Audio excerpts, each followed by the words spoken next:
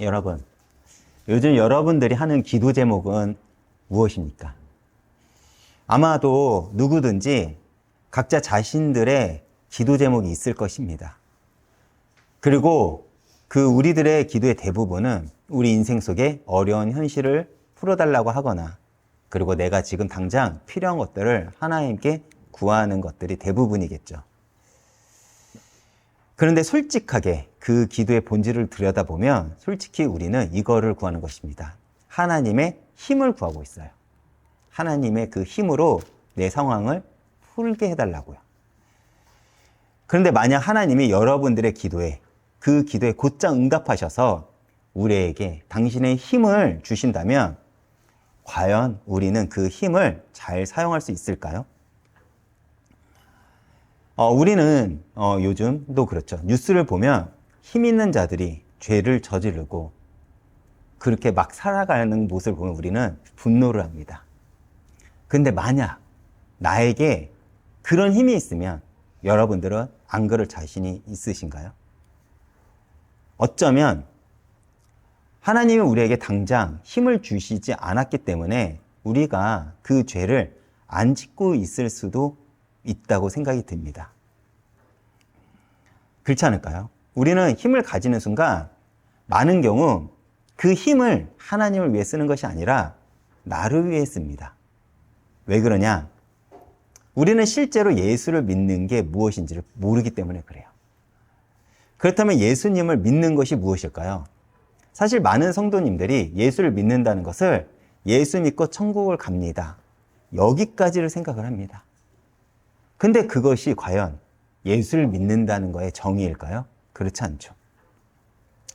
사실 예수를 믿는다는 것은 단순하지만 굉장히 어려워요.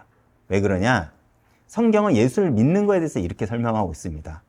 누구든지 예수를 따라가고자 한다면 자기를 부인하고 자기의 십자가를 져야 한다. 즉, 예수를 믿는다는 것은 지금까지 내가 믿고 있는 것, 내가 붙잡고 있는 것, 내가 경험하고 있는 것, 내가 알고 있는 것을 포기하겠습니다라는 고백이라는 것이죠. 그렇기 때문에 여러분들이 예수를 믿겠다 고백을 한다면 이제부터 나는 하나님의 방법, 하나님이 원하시는 것을 따라가겠다는 것입니다. 근데 문제는 무엇이냐? 예수가 보여주신 그 길이 지금 내 눈에는 망한 것처럼 보인다는 거예요. 앞이 보이지 않는다는 것입니다. 그 길을 가면 뒤처질 것 같고, 그 길을 가면 망할 것 같고, 그 길을 가면 손해볼 것 같고, 그 길을 가면 조롱받을 것 같다는 것이죠. 그런데 예수를 믿으면 어떨 때는 또 져야 하고 억울할 때도 굉장히 많아요. 그런데 성경은 그게 방법이래요. 보이지 않아도 예수만을 보고 결정하는 것. 어쩌면 이것이 예수 믿는 자의 삶입니다. 그래서 예수를 믿기로 고백하는 순간 우리는 이렇게 선언하는 거나 마찬가지예요. 세상이 바라보는 힘과 능력과 그리고 쉽게 가는 방법을 나는 선택하지 않겠습니다. 여러분, 하나님의 바른 자세와 태도가 되지 않는데 힘이 있다면 그것은 저주가 될 거예요. 오늘 본문은 바로 그 이야기를 하고자 하는 것입니다. 다윗의 나라는요, 하나님 나라를 예표하는 나라예요. 아브라함에서 예수 그리스도까지 이어갈 다음 때를 잇는 나라입니다. 다윗의 나라, 다윗의 다음 후계자, 첫 번째 후보가 바로 우리가 지난번에 알아보았듯이 암논이었어요. 그런데 암논은 그 다윗의 뒤를 잇지 못합니다. 왜 그렇죠? 그는 자신의 그 욕망을 다스리지 못해서 이복 누이인 다말을 성폭행함으로써 그 자격을 잃어버렸죠. 그랬던 그 다음 후계자가 누구냐? 바로 오늘 본문의 주인공인 둘째인 압살롬입니다. 압살롬은 다윗의 아들 중에 모든 것을 다 가진 자였어요. 오늘날 말로 하면 이렇게 표현할 수 있어요. 알파메일 남자. 모든 사람들이 우러러보고 외모도 뛰어나고 똑똑했고 그리고 누구나 봐도 대단한 사람이었습니다. 머리도 좋고 의지와 끈기도 있는 자였죠. 그런데 그 역시도 다윗의 나라를 이을 수 없는 자가 되었어요. 왜일까요? 오늘 본문은 그 이유를 우리에게 보여줍니다. 우리는 앞서 암논의 끔찍한 범죄 앞에 침묵했던 다윗을 기억하죠. 성경은 암논의 범죄에 다윗이 심히 노했다라고 기록을 합니다. 화가 났어요. 그런데 문제는 무엇이냐? 그 다음이 없다는 것입니다. 다윗은 노했고 거기서 끝입니다. 다말에 대한 위로도 없었습니다. 더 나아가 암논에 대한 처벌도 없었죠. 심이라는 그 단어가 무색할 만큼 다윗은 아무런 행동도 하지 않았습니다. 다윗의 분노는 그저 분노만으로 끝났죠. 그리고 22절을 제가 한번 읽어보겠습니다. 압살롬은 암논에 대하여 잘잘못을 말하지 아니하니 이는 그가 그의 누이 다말을 욕되게 하였으므로 그를 미워함이었더라. 다윗이 암논의 범죄에 대해 문제를 처리하지 않자 압살롬도요 침묵합니다. 근데 이것이 압살롬이 암논을 용서했다는 의미일까요? 그렇지 않겠죠. 그 침묵은 용서의 침묵이 아닙니다. 오히려 미움이 안으로 골마가는 침묵이었죠. 다말은 암논에게 깊은 상처를 받았어요. 그런데 아버지 다윗의 침묵은 다말의 상처를 2번 찌른 것이고 그것이 압살롬의 분노를 더 깊이 곪게 만들게 되었습니다. 그리고 결국 그 침묵 속에 만 2년이라는 시간이 흘러요. 모두가 잊혀졌다고 생각하는 그 순간 압살롬은요 복수를 위해 움직이기 시작합니다. 여러분, 우리는 부당한 대우를 받았다는 그 순간 사실 많은 경우 우리 안에서도 분노가 싹트고 그 분노를 오랫동안 품고 있으면 원망으로 변합니다. 그렇죠. 어떤 서운한 일이 나에게 담기더라도 마찬가지입니다. 우리는 그것을 곱씹으면서 나에게 그 서운함을 주는 상대를 미워하기도 하고 분노를 가지게 되죠. 깊이 고착된 그 분노가 깊은 증오로 자라나고 있던 시간이 2년이었다는 것이죠. 압살롬이 기다린 이 만 2년의 시간은 분노가 미움이 되고 그 미움은 복수의 계획이 되었고 그 복수의 계획이 결국 살인으로 이어지는 시간이 되었다는 것입니다. 많은 경우 우리도 그렇지 않습니까? 우리도 작은 일을 곱씹다 보면 그 사건이 내 안에서 커지고 오해하고 분노하는 경우가 많습니다. 그래서 성경은 우리에게 이렇게 경고를 하고 있어요. 에베소서 4장을 보면 성경은 우리에게 이렇게 이야기를 합니다. 분을 내어도 죄를 짓지 말며 해가 지도록 분을 품지 말고 마귀에게 틈을 주지 마라. 물론 억울한 일을 당하면요 분을 낼 수 있습니다. 우리가 분노를 낸다는 것은 어쩌면 당연한 감정이에요. 그런데 성경은 우리에게 뭐라고 경고를 하냐면 그 분노를 품고 자면 안 된다고 우리에게 말을 합니다. 왜 그러냐? 그 행동이 마귀에게 틈을 주기 때문입니다. 압살롬은요 2년이라는 시간 동안 분노를 품고 잤어요. 그리고 자신이 어떠한 사명을 이어갈 자인지를 잊은 채 마귀에게 충분한 틈을 주게 된 것입니다. 여러분, 이 의미가 무엇을 갖게 하는지 아시겠죠? 자신이 어떤 존재임을 잊은 거예요. 내가 다윗의 나라를 이어갈 그 신분을 가지고 있다는 그 사실을 잊은 것입니다. 우리도 마찬가지지 않습니까? 혹시 우리 안에 곪고 있는 침묵이 있을 수 있어요. 그러나 그 분노가 복음으로 그걸 하나님의 정의로 풀리지 않으면 우리 역시 압살롬과 같이 사단에게 틈을 주게 됩니다. 그리고 그 곪은 침묵은요 결국 칼이 되어 나를 치든지 상대를 치든지 어떻게든 터지게 될 거예요. 그렇게 우리는 늘 말씀으로 나를 점검하며 사단에게 틈을 주어서는 안 될 것입니다. 앞서 보았듯이 암논이 자격을 이룬 후 다윗의 나라를 이을 자는 마땅히 압살롬이었습니다. 압살롬은 다말의 친오빠이면서 다윗의 둘째 아들이었어요. 그리고 압살롬은 아마도 다윗의 아들 중에 다윗을 가장 많이 닮았고 가장 많은 것을 가졌으며 가장 잘난 자였을 것입니다. 아까도 말했듯이 알파메일 같은 남자였다는 것이죠. 그런 사람이 압살롬이에요. 외모도 너무 아름다웠고 머리도 좋았고 의지와 끈기도 있습니다. 그리고 모든 남자들이 부러워할 정도로 머리숱도 굉장히 많았다고 해요. 성경을 보면요. 풍성했다고 합니다. 이 부분이 굉장히 부러워요. 다른 사람보다 머리 하나가 더 크고 머리도 풍성하고 머리도 좋고 얼마나 부러운 인생이었습니까? 그런데 압살롬은 자신의 친누이 다말이 암논에게 당하자 복수하기로 마음먹고 2년을 기다립니다. 제가 23절과 24절을 빠르게 이어서 읽어보겠습니다. 만 2년 후에 에브라임 곁 바라솔에서 압살롬이 양털 깎는 일이 있음에 압살롬이 왕의 모든 아들을 청하고 압살롬이 왕께 나아가 말하되 이제 종에게 양털 깎는 일이 있사오니 청하건대 왕은 신하들을 데리고 당신의 종과 함께 가사이다 하니.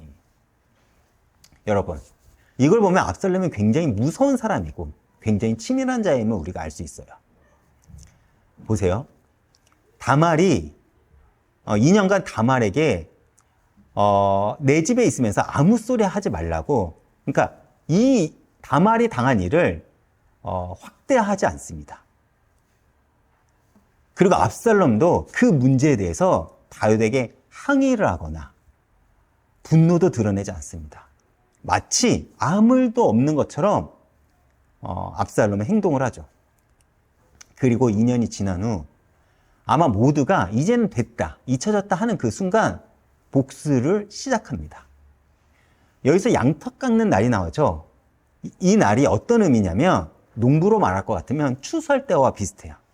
같은 날이에요. 그래서 양털 깎는 날은 그때 큰 잔치를 벌이고 이웃, 친구, 나그네를 불러서 후히 대접을 합니다. 잔치를 베풀면서. 그런데 오늘 그 장소가, 잔치를 베푼 그 장소가 어디라고 하죠? 바라솔이라고 성경은 이야기를 해요. 근데 이곳이 어디냐면 이스라엘, 당시 유다의 수도죠.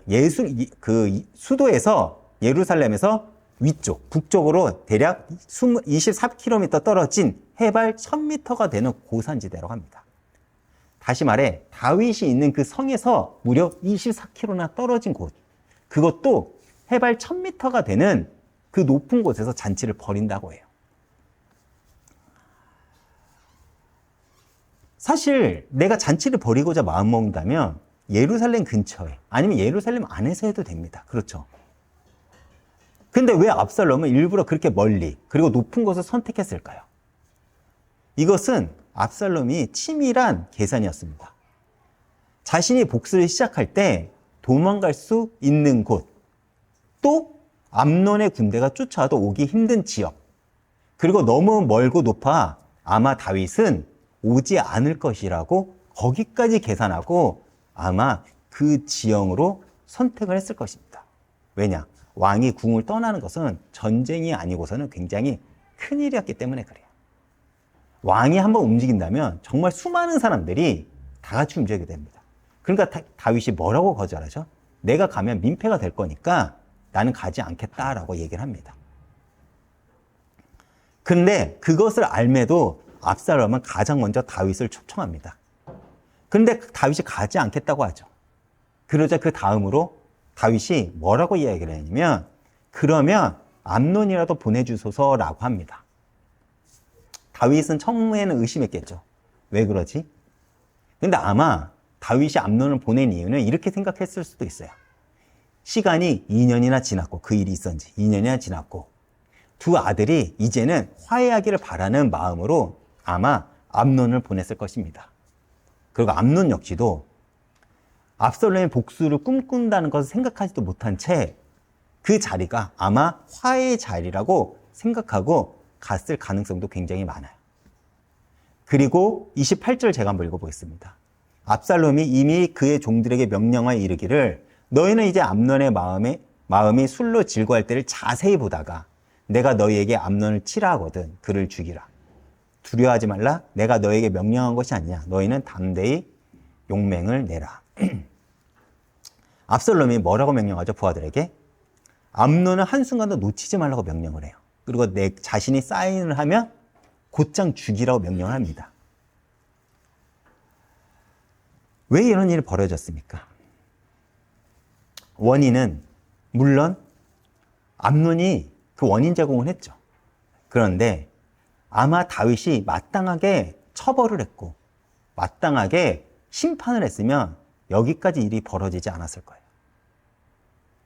그런데 압살롬은 다윗이 정의를 실행하지 못하고 왕처럼 행동하지 못하자 거기서 생긴 권력의 공백을 비집고 들어와 자신이 심판자가 되고자 합니다. 압살롬의 말이 되게 웃기지 않습니까? 보세요. 두려워하지 말라. 내가 너에게 명령한 것이 아니냐. 너희는 담대히 용맹을 내라. 누가 한 말 같죠? 이거 부분만 딱 잘라서 얘기를 하면요. 하나님이 다윗에게 그리고 이스라엘에게 했던 그 말과 비슷하지 않습니까? 그렇죠. 이스라엘이 가나안을 정복할 때 다윗이 도망치면서 살아갈 때 하나님은 언제 이렇게 얘기를 했어요. 근데 누가 그 이 말을 하고 있죠? 압살롬이. 다시 말해 압살롬이 심판자가 되어 하나님 자리에 올라선 것입니다. 근데 이것이 사실 압살롬과 다윗의 차이이기도 해요. 그는 왜 하나님의 자리에 자신이 서고자 자신이 심판자가 되었냐면 하나님을 믿지 않았기 때문입니다. 하나님의 심판을 신뢰하지 못한 거예요. 그래서 자기가 하나님 자리에 올라서 자신이 심판자가 된 것입니다. 그런데 다윗은 어떠했습니까? 다윗의 인생에서 가장 억울했던 것은 아마도 사울에게 이유도 없이 미움을 받아 언제나 죽음의 위협을 받은 것일 거예요.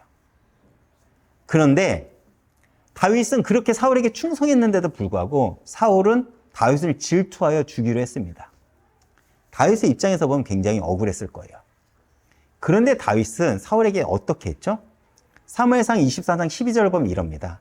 여호와께서 나와 왕 사이를 판단하사 여호와께서 나를 위하여 왕에게 보복하시려니와 내 손으로는 왕을 해하지 않겠나이다. 다윗은요, 분노를 안 낸 게 아니에요. 그 분노를 누구한테 맡긴 거죠? 하나님한테 맡긴 것입니다. 그러면서 나는 복수하지 않겠습니다. 왜? 하나님이 판단하실 것입니다. 나는 하나님이 판단하시고 심판하실 때까지 기다리겠습니다. 라고 한 것입니다. 이것이 다윗의 신앙 고백이에요. 그런데 다윗에게 이 고백이 쉬웠을까요? 아니에요. 다윗도 쉽지 않았을 거예요. 왜냐? 다윗 역시 이 고백 이후에 다윗은 자신의 고향이었던 유다를 떠나야 했고 광야를 헤매고 살았어야 되며 살기 위해 미친 척도 했습니다. 그는 끊임없이 언제 끝날지 모르는 그 억울한 삶을 살면서 도망다니는 삶을 이어나갔죠. 그러나 다윗은 그 광야에서 무엇을 얻었습니까? 순간순간 하나님께 물으며 어디로 피해야 됩니까? 나는 어떻게 해야 됩니까? 그 끊임없는 질문 속에서 하나님의 음성을 듣게 되었고 하나님의 간섭을 받게 되었고 하나님을 배워가고 하나님을 알게 되었습니다. 그것이 다윗의 믿음의 크기를 키운 거예요. 광야의 영적 이익을 얻게 된 것이죠. 어쩌면 많은 순간 우리도 마찬가지입니다. 하나님이 우리에게 당장의 응답, 당장의 힘을 준다면 우리는 예수를 잘 믿을 것 같아요. 근데 그렇지 않아요. 만약 지금 이 순간 여러분들에게 하나님께서 응답을 한다면 우리는 지금 내가 하고 있는 것이 맞다고 생각하지 않을까요? 그렇죠. 나는 이렇게 예수를 믿어도 된다라고 우리는 생각을 할 것입니다. 고난이 오면 우리는 우리를 성찰하게 돼요. 내가 하나님 앞에 온전히 섰는지, 나는 말씀을 따라가는지, 난 말씀을 붙잡고 가는지, 나는 정말 예수를 내 삶의 이유와 목적으로 삼고 가는지 우리는 고민하게 됩니다. 그런데 압살롬은 어떠했죠? 2년이라는 시간을 하나님께 이 문제를 맡기는 싸움으로 보낸 것이 아니라 자기 머리, 자기 능력, 자기 실력으로 치밀하게 복수를 준비한 데 썼습니다. 그에게는 하나님이 없었죠. 여러분, 원수를 내가 갚으려고 하면 어떤 일이 벌어지냐면 내 안에 분노를 계속 품고 있어야 돼요. 악을 악으로 갚게 됩니다. 그런데 그 복수의 과정에서 오히려 내 스스로가 죽게 돼요. 히브리서 10장 30절을 보면 히브리서 기는 이렇게 얘기를 합니다. 원수 갚는 것이 내게 있으니 내가 갚으리라. 이게 누가 한 말이죠? 하나님께서 우리들에게 한 말입니다. 내가 너희들의 원수를 갚겠어. 그러니까 너희는 나를 믿고 기다려. 이것이 무슨 의미입니까? 하나님은 내가 갚는다고 하신 것은 하나님께서 우리의 억울함을 모르셔서가 아니에요. 하나님은 그 복수심으로 인해 너가 망가지지 말라고 하신 것입니다. 그리고 반드시 하나님이 우리 대신 갚아주실 거라는 것이죠. 우리는 그 사실을 믿어야 돼요. 우리는 시편을 보면 다윗 그리고 수많은 시편 기자가 하나님께 자신의 억울함을 토로하는 것을 우리가 봅니다. 그들이 어떤 도인들처럼 그 문제에 대해서 초월한 게 아니라니까요. 문제 앞에 그들도 아파했고 억울했고 분노했습니다. 그러나 그들이 왜 위대한 신앙인이고 왜 그들이 우리에게 위대한 신앙의 선배가 되느냐? 그들의 신앙 고백은요. 그 문제를요. 내가 품고 있는 것이 아니라 하나님께 맡겼다는 거예요. 그리고 하나님이 심판자가 되어 판단하시라고 그분의 하나님께 모든 것을 맡겼다는 것입니다.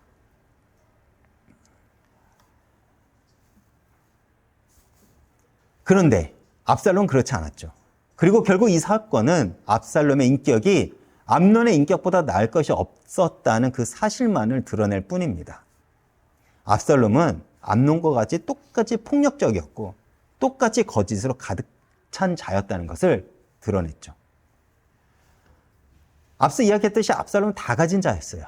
그러나 자기 힘으로 정의를 세우려 한 그 순간 그 역시 또 한 명의 암논이 되어버린 것입니다. 그리고 결국 이것은 하나님을 무시하는 행동이기도 하죠. 하나님은 우리의 억울함, 아픔을 그냥 내버려 두지 않아요. 분명 하나님은요, 우리 억울함을 갚아주실 거예요. 시편 23편을 보면 하나님은 원수 앞에 우리에게 상을 베푸신다고 우리에게 약속을 하십니다. 원수 앞에서 우리가 어떻게 밥을 먹을 수 있겠습니까?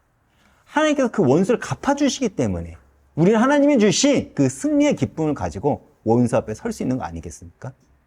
근데 우리는 그 사실을 믿지 않죠. 하나님은요, 우리가 그 고난의 과정 속에서 더욱 하나님을 깊이 경험하게 원하십니다. 그리고 그 과정을 통과한 자는 다윗처럼 하나님 나라를 잇는 증인이 될 것이에요. 그러나 우리가 그 심판자의 자리에 올라서는 순간 우리 역시 또 다른 암논, 압살롬이 되어 하나님 나라를 잇지 못하는 그 저주의 자리로 가게 될 것입니다. 다시 돌아가 30절을 보면 다윗에게 어떤 소문이 들리기 시작해요. 압살롬이 왕의 모든 아들들을 죽이고 하나도 남기지 아니하였다. 이 소식을 듣고 다윗은 옷을 찢고 땅에 들어눕습니다. 근데 이 소식을 누가 전했냐? 우리가 13장 3절을 보면 심히 강교한 자로 소개되었던 인물 요나답이 다시 등장해야 합니다. 그가 이 말을 전한 거예요. 그는 어떤 자였죠?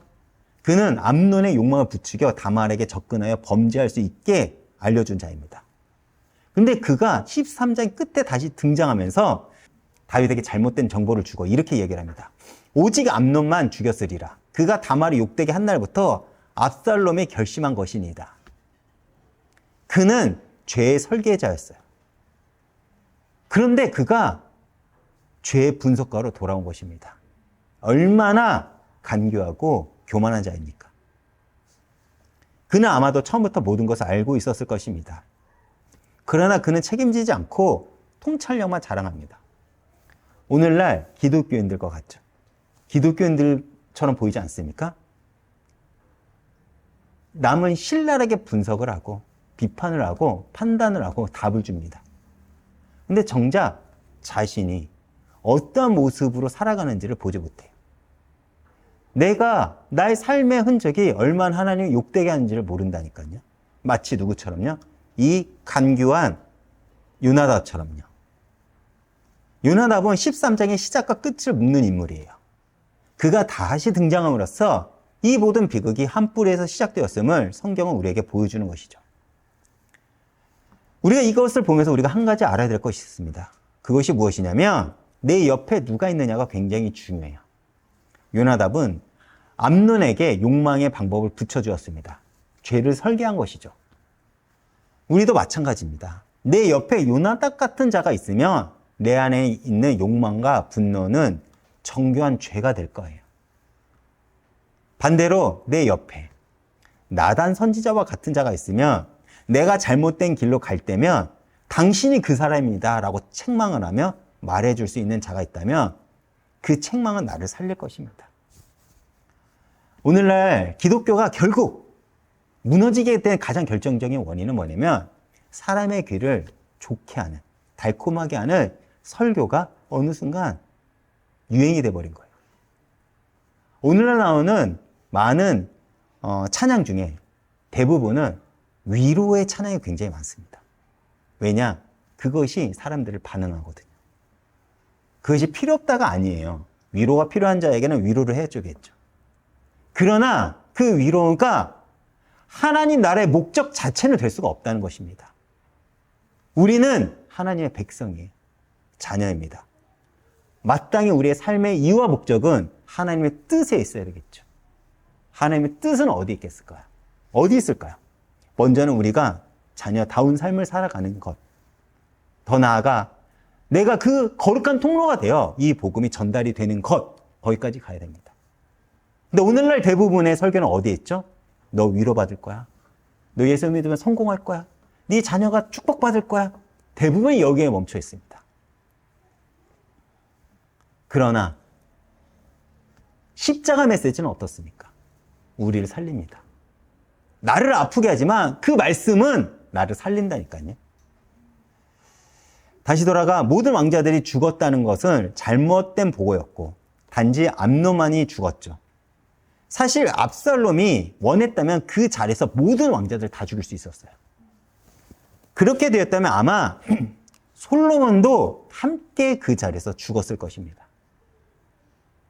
그렇죠. 모든 왕자들을 다 불렀잖아요. 그러면 지난 설교 우리가 보았던 여디디야, 하나님이 사랑하시는 자에 대한 약속도 끊어졌을 것입니다. 그러나 하나님은 그냥 그저 그렇게 내버려 두지 않아요. 압살롬이 칼에 휘두른 그 혼란 속에서도 여디디야는 여전히 보호받고 있다는 것입니다. 인간의 죄가 아무리 크게 휘둘러도 우리가 기억하고 붙잡아야 될 것은 무엇이냐면 하나님의 약속은 흔들리지 않음을 보여주는 것입니다. 그래서 여러분, 말씀을 보고 하나님이 나에게 약속한 것이 무엇인지를 알라는 것입니다.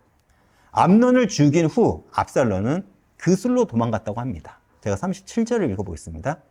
압살롬은 도망하여 그술 왕 암미울의 아들 달메게로 갔고 다윗은 날마다 그의 아들로 말미암아 슬퍼하니라. 압살롬이 도망간 그곳은요, 압살롬의 외가입니다. 압살롬은 자신 복수를 한 후 도망갈 곳까지 계획해 두었다는 것이죠. 그만큼 압살롬은 치밀했고 똑똑했습니다. 여러분, 우리는 똑똑하다, 똑똑한 왕, 지혜의 왕이라고 생각하면 우리는 흔히 솔로몬이라고 생각을 하잖아요. 그렇죠. 근데 솔로몬이 지혜로운 왕이라고 하니까 그가 똑똑한 사람이다라고 우리는 생각을 하면 안 됩니다. 솔로몬이 왕이 되고 나서 가장 두려워한 것이 무엇인지 아십니까? 아버지 다윗처럼 자신은 이스라엘을 다스릴 수 있을 자신이 없다는 것입니다. 이것을 솔로몬이 가장 두려워했어요. 그래서 솔로몬이 아버지 다윗처럼 이 나라를 잘 다스릴 수 있도록 하나님께 지혜를 구한 것입니다. 만약 솔로몬이 처음부터 지혜가 있었다면 그는 지혜를 구하지 않았을 거예요. 그렇죠. 우리도 마찬가지 않습니까? 우리가 기도를 한다는 건 나한테 없는 것, 내 힘으로는 도저히 할 수 없는 것, 우리는 그것을 붙잡고 우리는 기도하지 않습니까? 그렇죠. 솔로몬은 자신이 없었어요.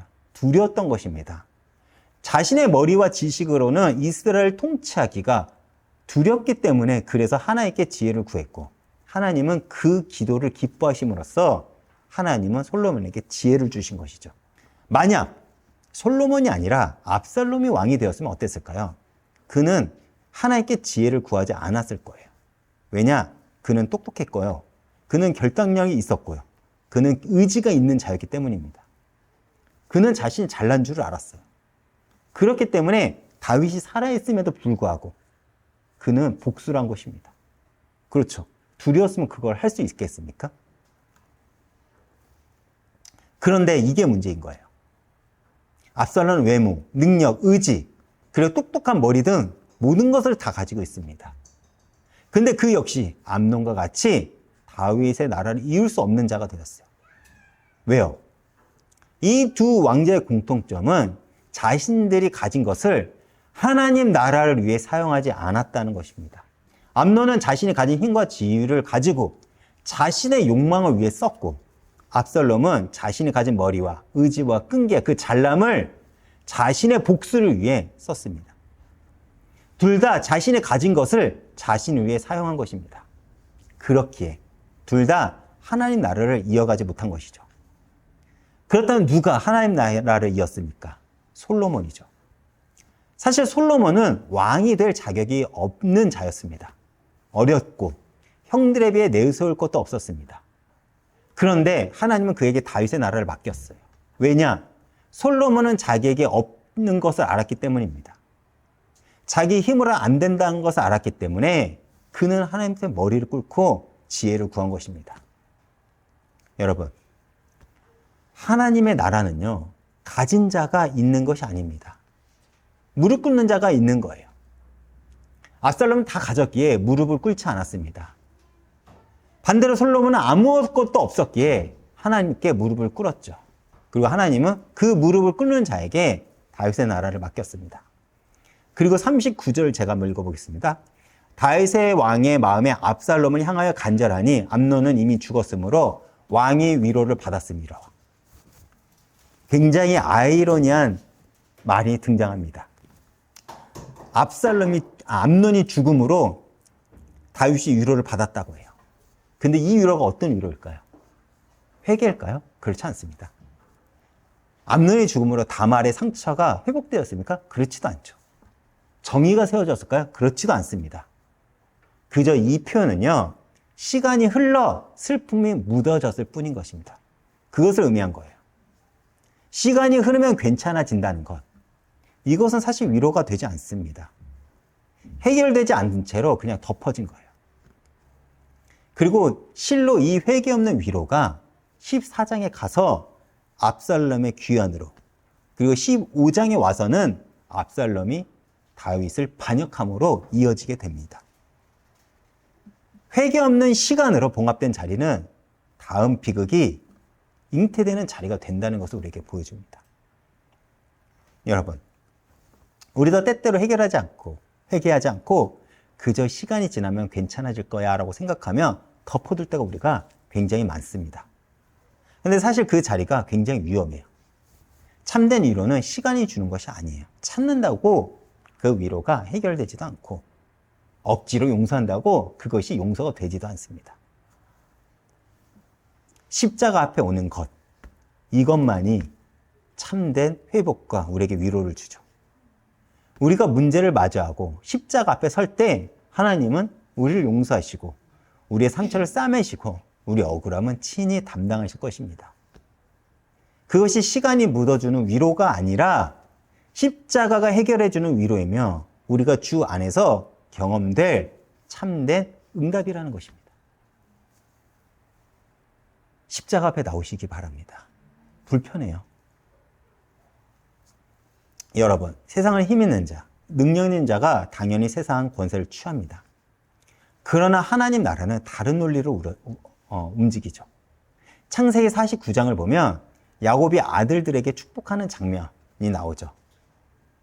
제가 한번 야곱이 축복, 그 시몬과 레위에게 축복하는 장면을 한번 읽어보겠습니다. 창세기 49장 5절부터 7절입니다. 시몬과 레위는 형제요. 그들의 칼은 폭력의 도구로다.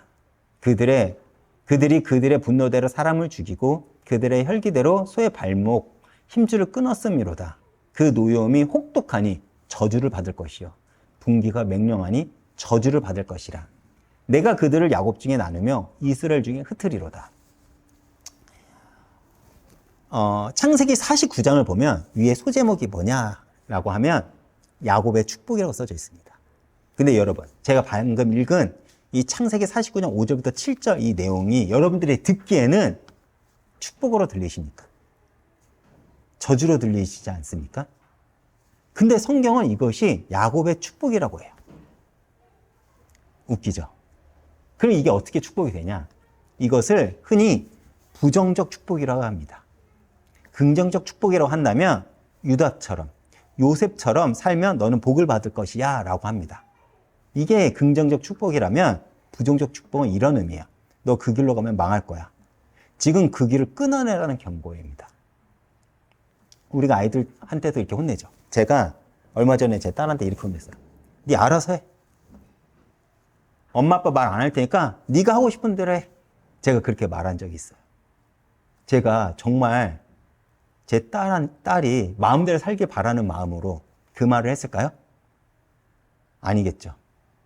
그걸 하지 말라는, 지금 너한테 유익한 길을 가라는 마음으로 제가 딸한테 그 얘기를 했습니다. 이런 의미예요. 시몬과 레위가 누구냐? 머리도 좋고 의지도 강했고 분노도 강한 자들이었습니다. 그들이 어떤 일을 저질렀냐? 동생 디나가 세겜에게 성폭행을 당하자 결혼을 빙자해 그들에게 할례를 요구하고 할례 후에 가장 고통스러운 3일째 되는 날 세겜의 모든 남자들을 죽여버린 자들입니다. 얼마나 치밀했고 얼마나 머리가 좋았고 얼마나 그들이 분노가 가득한 자였습니까? 그런 그들에게 야곱이 이렇게 말하는 거예요. 너희의 그 분노를 죽이지 않으면, 너희의 그 성격을 죽이지 않으면 하나님이 거기에 축복을 담을 수 없다라는 거예요. 너희에게 능력을 주면 너희는 그 능력을 가지고 사람을 죽일 것이고 악하게 사용할 거라는 것입니다. 여러분, 왜 쉽게 짜증내고 분노하고 화내지 말라고 하는지 아십니까? 하나님이 여러분들에게 축복을 주고 싶은데 우리 입에는 늘 불평이 있어요. 억울함이 있고 화냄이 있습니다. 하나님이 우리에게 축복을 주고 싶은데 못 주겠다는 거예요. 왜? 주면 그걸 넌 칼로 사용할 거잖아. 아닐 것 같으세요? 그렇게 한다니까요. 사람을 죽이는 데 사용할 거고 나를 높이는 데 사용할 것이라는 거예요. 그래서 감사라는 것입니다. 그래서 겸손하라는 것이고 그래서 하나님 앞에 엎드리라는 거예요. 내 말을 점검하라는 이유가 바로 여기 있는 것입니다. 하나님의 축복을 주고 싶은데 그릇이 안 돼서 못 준다는 거예요. 하나님이 여러분들에게 능력을 주고 실력을 줘도 그것을 하나님 위해 사용하지 않고 여러분들의 인생을 위해 사용하고 나의 이익을 위해 다른 사랑을 받는다면 이 땅에서는 힘을 발휘할 수도 있어요. 그러나 분명 주님 앞에서는 축복을 받지 못할 것이라는 그 이야기를 하고 있는 것입니다. 수많은 사람들이 나중에 주님 앞에 갔을 때 이렇게 말할 거야. 나 주님의 이름으로 능력을 베풀었습니다. 주님의 이름으로 전도도 했고요. 나 헌신도 했습니다. 그때 주님이 우리에게 뭐라고 말할 거야? 나 너 알지 못해. 그거 나를 위해 했니? 그렇지 않잖아. 너 스스로를 위해, 너를 높이고 위해, 너가 누군가를 짓밟기 위해 하지 않았니? 라고 말할 거예요. 압살롬은 지금 여기에 넘어간 거예요. 압살롬은 똑똑했고 실력이 있었는데 하나님보다 앞섰습니다. 왜요? 그는 자기 머리, 실력, 자기 의지로 충분하다고 생각했기 때문에 그렇습니다. 그래서 하나님 나라를 이룰 수가 없는 거예요. 반대로 솔로몬은 압살롬보다 자격이 없어 보였지만 솔로몬은 온전히 하나님을 의지했습니다. 그래서 지혜를 구했죠. 그렇다면 질문은 이거예요. 여러분들의 기도는 무엇입니까? 여러분, 기도는 하나님 주세요가 아니겠죠.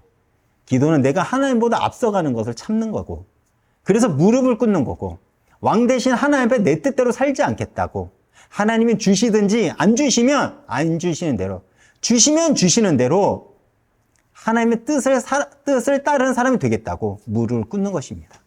그것이 기도예요. 근데 실상 우리는 어떻죠? 안 주면 원망하고, 분노하고, 화내고, 상처받고, 결국에는 하나님을 떠나지 않습니까? 여러분, 그리스도인은 기도하지 않으면 하나님의 사람으로 살아갈 수 없습니다. 기도하지 않으면 우리는 내 실력으로, 내 힘으로, 내 계획으로 살아가려는 그 몸부림을 치게 될 거예요. 누구처럼요? 압살롬처럼요. 여러분, 압살롬의 이름은 아버지의 평강이라는 의미를 가지고 있어요. 그런데 압살롬이 만든 것은 무엇입니까? 거짓된 평강이었습니다. 칼로 만든 평화, 복수로 만든 질서였습니다. 이것이 세상의 힘으로, 그리고 내 힘으로 살아가려는 자들이 가지고 있는 질서예요. 오늘날 우리가 뉴스를 보면 딱 이 정의가 판치는 세상입니다. 그렇죠. 복수를 하라고. 내가 당한 만큼 갚아주라고 합니다. 근데 그래, 세상 그럴 수 있다고 칩시다. 근데 기독교인들이 더 그래요. 용서를 하지 않습니다. 자신들이 가지고 있는 생각과 조금이라도 다르면 분노를 하고 정죄를 하고 복수하라고 합니다. 그렇지 않습니까? 그런데 우리에게는 참된 평강의 왕이 계시죠. 누구죠? 바로 우리 주 예수 그리스도이십니다. 압살롬은 자기의 손으로 정의를 세우려 했지만 우리 주님은 십자가에서 자신을 내어주심으로써 하나님의 정의를 이루셨습니다. 그분은 힘이 있으셨음에도 그 힘을 내려놓으셨죠. 빌립보서 2장 6절부터 8절을 제가 한번 읽어보겠습니다. 그는 근본 하나님의 본체시나 하나님과 동등됨을 취할 것으로 여기지 아니하시고 오히려 자기를 비워 종의 형체를 가지사 사람들과 같이 되셨고 사람의 모양으로 나타나사 자기를 낮추시고 죽기까지 복종하셨으니 곧 십자가에 죽으심이라. 아멘. 압살롬은 자기를 위해 형제를 죽였습니다. 그런데 우리 주님은 우리를 위해 자신을 죽이셨죠. 여러분, 우리가 왜 예수를 닮아가야 될까요? 한 신학자가 이런 고백을 합니다. 고통받는 자의 무리에 참여하는 순간 그들은 하나님의 고뇌를 볼 수 있게 됩니다. 애통함에 벤치에 앉은 자들과 합류하는 순간 그들은 하나님의 통곡 소리를 들으며 하나님의 눈물을 보게 됩니다. 다윗은 자신의 딸임에도 다말의 통곡의 벤치에 같이 앉아주지 않았습니다. 다윗은 압살롬의 통곡의 벤치에도 앉아주지 않았죠. 다윗의 위로는 그저 시간이 지나 봉합된 거짓된 위로였습니다. 이것이 겉으로는 해결된 것처럼 보이지만 결국 해결되지 않았고 우리는 다윗을 굉장히 위대한 인물로 보죠. 맞아요. 그럼에도 결국 그것이 다윗의 한계이기도 했습니다. 그러나 하나님 아버지는 우리의 통곡의 벤치에 친히 와서 앉아주셨습니다. 십자가에서 예수님이 우리 자리에 오셔서 우리의 수치를 대신 지시고 우리의 억울함을 지시고 우리의 분노가 가야 할 그 자리에 대신 서셨습니다. 그리고 그 사명이 이제 우리에게 주어졌어요. 우리가 정말 예수님을 만나고 싶다면, 하나님의 음성을 듣고 싶다면, 우리가 하나님을 경험하고 싶다면 높은 곳이 아닌 우리는 낮은 곳으로 가야 됩니다. 위를 보는 것이 아닌 우리는 낮은 곳을 바라봐야 되죠. 왜냐? 그곳에 예수가 있기 때문에 그래요. 전도는 나를 높이는 게 아니에요. 전도는 낮은 곳으로 가서 예수를 경험하는 것입니다. 우리는 그곳에서 예수를 깊이 경험할 수 있어요. 제가 시간이 나면 낮에 이제 헬스장에서 이제 운동을 하거나 그걸 못하면 저녁 먹고 종종 제가 동네를 걷습니다. 그때 제가 말씀을 듣거나 찬양을 들어요. 그런데 언젠가 최근이죠. 저에게 이런 음성이 들리는 거야. 마음속에. 재균아, 너가 지금 힘든 것이 무엇인지를 생각해 보라는 거야. 굉장히 힘들거든요. 너가 지금 힘든 게 뭐야? 라는 음성이 딱 들리는 거야. 그리고 지금 나는 무엇을 가장 큰 가치로, 의미로 살아가는 힘인지를 생각해 왔습니다. 만약 하나님이 지금 너에게 한 가지 소원을 들어준다면 난 무엇을 구할 것인지를 생각해 봤어요. 내 머릿속에 지금 가득 차 있는 게 무엇인지요. 그때 딱 정확하게 두 개가 딱 떠오르더라고요. 하나는 돈이었고 하나는 교회였습니다. 물론 그때 제 마음은 교회라고 얘기를 했지만 실질적으로 제 머리에 가득 찬 것은요, 경제였어요. 세상이었고 권력이었습니다. 부끄러웠죠. 그 음성이 딱 들리는 순간 저는 저의 부끄러운, 저의 실존적인 모습을 발견하게 되었습니다. 저는 제가 포기했다고 생각을 했었거든요. 근데 저는 하나도 포기하지 않았던 것입니다. 그때 하나님 말씀을 저에게 이렇게 치시는 거예요. 내가 너를 위해 십자가를 졌다. 내가 너를 위해 예수를 보냈다. 그런데 너는 예수로 부족하니? 예수가 부족해서 한 가지를 더 들어줘야 너가 기쁘게 나를 따라오겠니? 이 주님의 외침에 저는 굉장히 부끄러웠어요. 아직은 부족하지만 제가 말로, 입술로 아닙니다. 나는 주님으로 족합니다. 예수로 족합니다. 고백을 했어요. 그 고백이 나의 진정한 고백이 되길 간절한 바라는 마음이 있습니다. 여러분은 그렇다면 어떠십니까? 여러분 예수로 족하십니까? 아니면 여전히 예수로는 부족하십니까? 예수를 믿는다는 것은 세상적인 힘과 어려움과 억울함을 당해도 나는 예수님 때문에 능히 그 길을 갈 수 있습니다. 예수면 됩니다. 나는 예수로 족합니다라는 그 고백으로 사는 거예요. 압살롬처럼 모든 것을 가졌는데 그것을 하나님의 뜻대로 사용하지 못하고 분노하고 쓰러져가는 더 큰 죄보다는 차라리 억울함을 당해도 하나님께 무릎을 꿇으며 주님의 뜻을 물으면서 주님을 쫓아가는 것. 성도의 길이 됩니다. 지금 이 시대는 많은 사람들의 힘 때문에 예수를 버리는 시대가 되었어요.